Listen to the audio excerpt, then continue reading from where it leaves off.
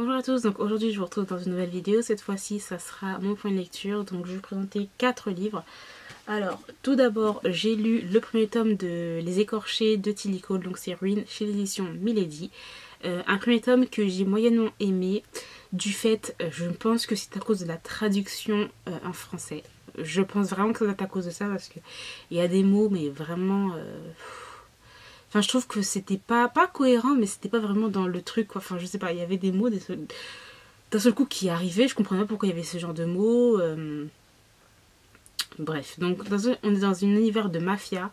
Donc, c'est l'histoire de Kissa, qui est la fille d'un chef de la mafia russe de New York et qui est fiancée avec un homme, avec un garçon qu'elle connaît depuis longtemps et tout.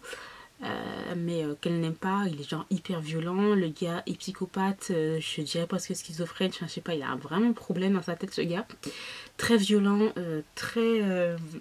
il rabaisse les femmes et tout, enfin voilà, c'est horrible en fait, quand je lisais leurs scènes là, c'était, en plus quand t'arrives et tout dans le premier tome, enfin dans le premier chapitre, pas le premier chapitre, parce que t'as le prologue, mais quand tu lis ça, t'es en mode what? C'est extrêmement violent, leur relation très crue, assez vulgaire et tout.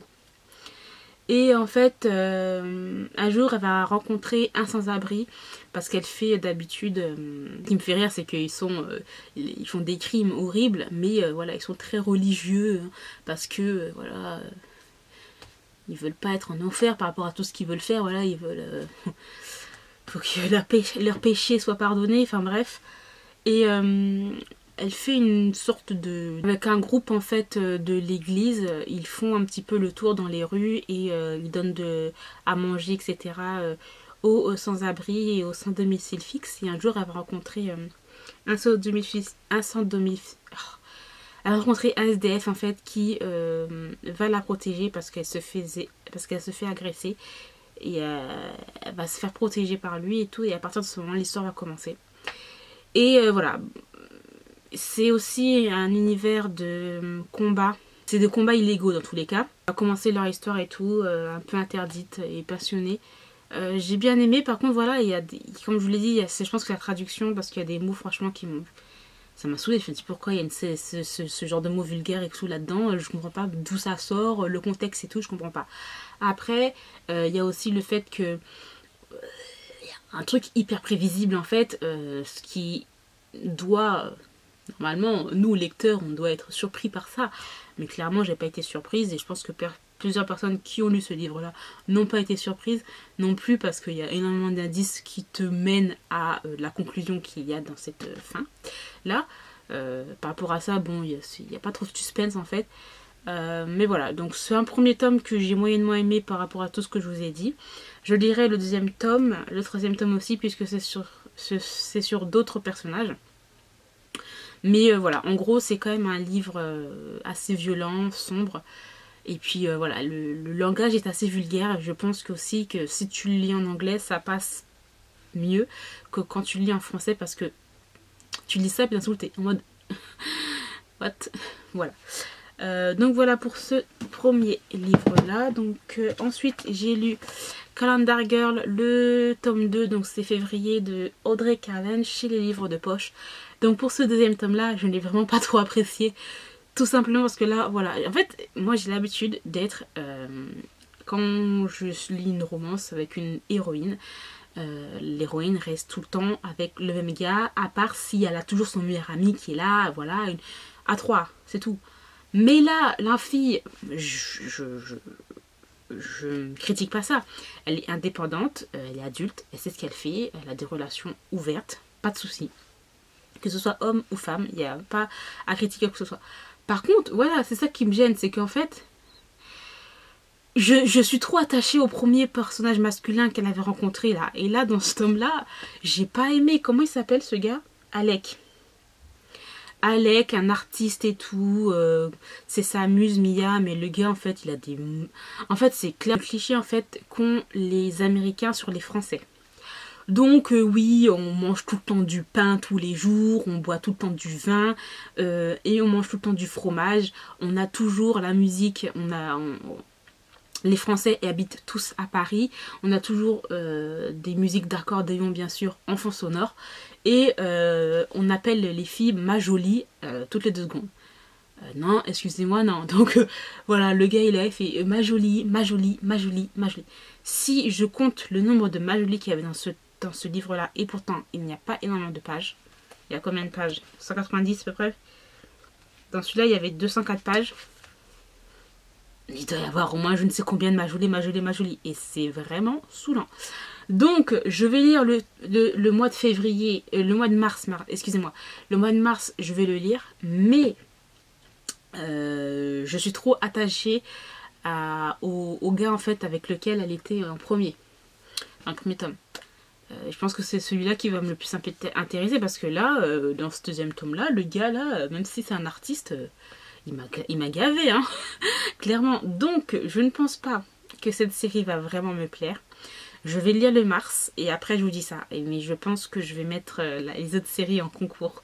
Je pense vraiment parce que je suis trop attachée au fait que elle a rencontré le premier homme et c'est avec celui-là qu'elle doit rester en fait. Et en plus, elle pense à lui dans ce tome-là. Donc, voilà.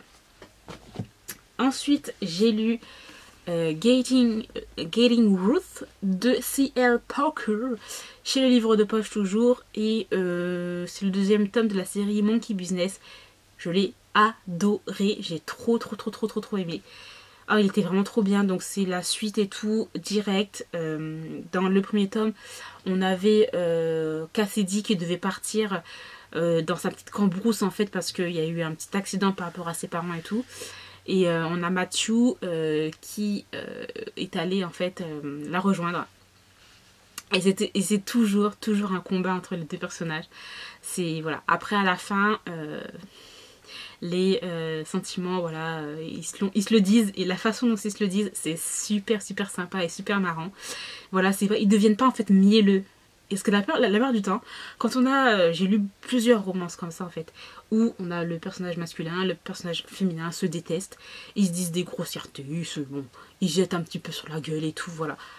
Et puis quand au moment où ils sont en train de se s'avouer leurs sentiments, c'est mielleux, c'est d'un niais. Et c'est là ça me saoule en fait, et je lève les yeux au ciel. Et je suis là en mode oh là là, alors qu'au début j'avais adoré, mais alors là quand ils sont ensemble, comment c'est... Niais.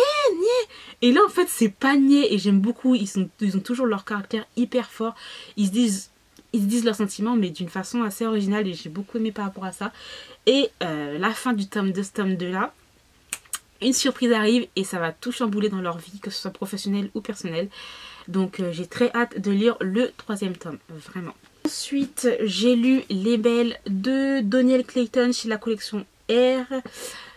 Que j'ai aimé sans plus parce que je sais pas pourquoi il y a... En fait, dans ce livre, les personnages, que ce soit les personnages principaux, les personnages secondaires, les personnages tertiaires, on va dire, tout dans ce monde, les gens, ils sont focalisés sur la beauté. Il faut qu'ils soient beaux absolument. Et en fait, ils sont hyper laids à l'intérieur. On est dans un monde où on a une déesse qui a mis au monde des enfants. Et on les appelle les belles. Elles sont magnifiques. Et dans cette ville d'Orléans, eh bien, les personnes qui n'ont pas eu les gènes des belles sont gris. Ils ont énormément de défauts, etc. Et même que ce soit le roi ou la reine, ils sont gris, ils sont pas très beaux. Et en fait... grâce aux belles, grâce aux dons qu'elles ont, eh bien, elles rendent les gens beaux. Et là, on est dans une sorte de compétition de la personne qui est la plus belle, etc. On a le personnage principal qui s'appelle Camélia Beauregard, qui est une belle et qui fait tout en fait pour rentrer en fait dans ce monde opulent de la richesse, de la royauté. Elle veut être la, comment il dit ça, la favorite de la reine pour qu'elle puisse en fait embellir en fait le roi, la reine, la princesse, etc. Elle est venue pour ça et il va y avoir une compétition par rapport à elle et à ses autres sœurs qui sont aussi des belles. Et elle va se rendre compte que la royauté, le royaume n'est pas si beau que ça. Il y a énormément de tromperies, de tricheries, de violence et de personnages qui sont complètement fous. Et elle va essayer, elle va se rendre compte de ça et par rapport à ça, elle va partir quoi en fait. Elle va s'enfuir et ça se termine sur ça en fait, ce premier tome là. Et il y a un moment où je sentais il y avait un personnage un peu trop mielleux. Et celui-là là, comment elle s'appelle, Camélia, tu prends trop confiance quoi. T'as trop, voilà, ça veut pas dire qu'il est beau, qu'il vient, qu'il flirte avec toi, etc. Le gars il est un petit peu trop mielleux et je le sentais et oui c'est arrivé. Le gars, trahison, un truc de ouf, elle a rien compris et moi j'ai été un petit peu surprise par rapport à ça aussi là.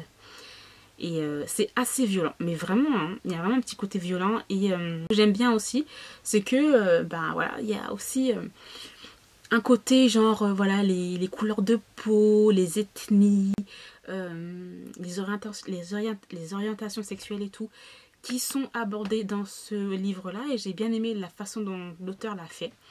Mais vraiment, on est comme dans une ambiance où les gens, ils sont vraiment focalisés sur la beauté.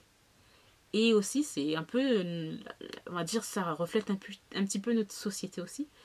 C'est que, voilà, il faut être beau. Ce qu'on nous montre à la télé, c'est comme ça qu'il faut être. Dans les magazines, c'est comme ça qu'il faut être, etc. Voilà. Enfin bref, j'ai bien aimé quand même. Mais il y a vraiment un petit côté, un petit côté sur la beauté qui m'a saoulée en fait. Et j'ai trouvé ça hyper... En fait, c'est pas le plus important, en fait. C'est pas ça le plus important. Et je voyais qu'il y a beaucoup de gens dans ce livre-là qui voulaient ça. Donc, pour moi, c'était plus superficiel, tout ça. Et tu vois les gens, tout ce qu'ils font, en fait, pour réussir à être beau. Et ce que vous faites là, c'est pas beau du tout, quoi. C'est très, très moche. Donc voilà, il est bien, mais voilà, pourquoi pas, si vous voulez le tenter en e-book, hein, pourquoi pas. Donc voilà, j'ai terminé pour ce point de lecture. Là, je suis en train de lire Heartless de Marissa Meyer. Donc c'est un livre que je n'étais pas censée lire, mais que j'ai très très hâte quand même de lire. Donc j'en suis à peu près la moitié, pas la moitié, voilà, au début. Et pour l'instant, j'aime beaucoup. J'aime beaucoup la façon dont elle a refait ça. Donc c'est sur la Reine de Cœur. Et la Reine de Cœur de Alice au Pays des Merveilles. Et j'ai bien aimé la façon dont elle a un peu revisité le conte en fait. Donc j'ai bien aimé ceci. Donc voilà, j'espère quand même que cette vidéo vous aura plu. Dites-moi si vous avez lu certains livres que je vous ai présentés, ce que vous en avez pensé. Moi je vous retrouve très bientôt dans une nouvelle vidéo. Bye!